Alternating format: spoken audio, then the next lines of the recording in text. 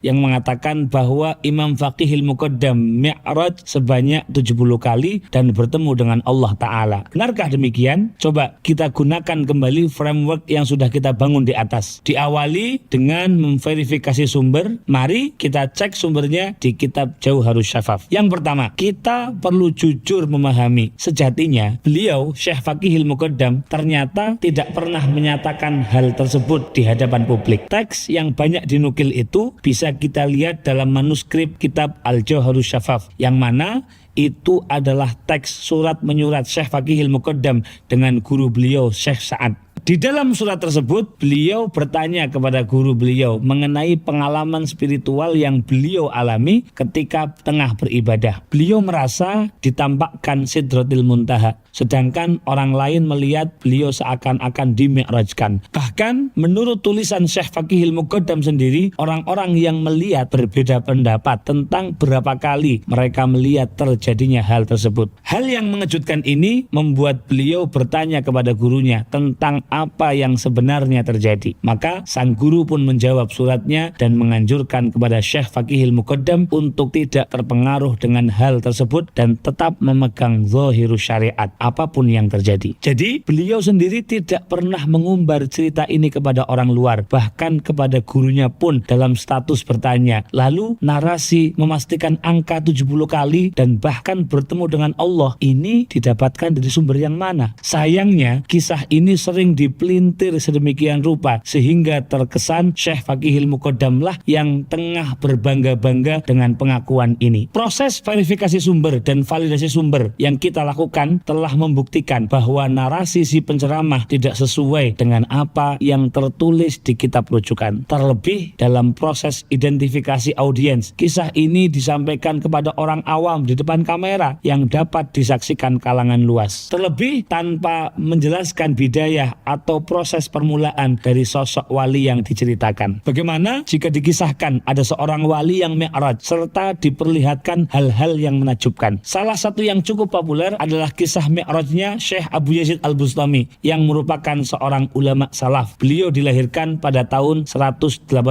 Hijriah yang mengisahkan beliau dimi'rajkan secara ruhaniyah dalam keadaan tertidur. Lalu apa sebenarnya mi'raj para wali ini? Apa berarti mereka para wali itu mengalahkan Nabi Muhammad SAW? Tentu mi'raj tersebut tidaklah sama dengan apa yang terjadi kepada Rasulullah SAW. Hal ini selaras dengan apa yang diungkapkan oleh Syekh Fariduddin Attar dalam kitab beliau Tadhkiratul Auliya halaman 200.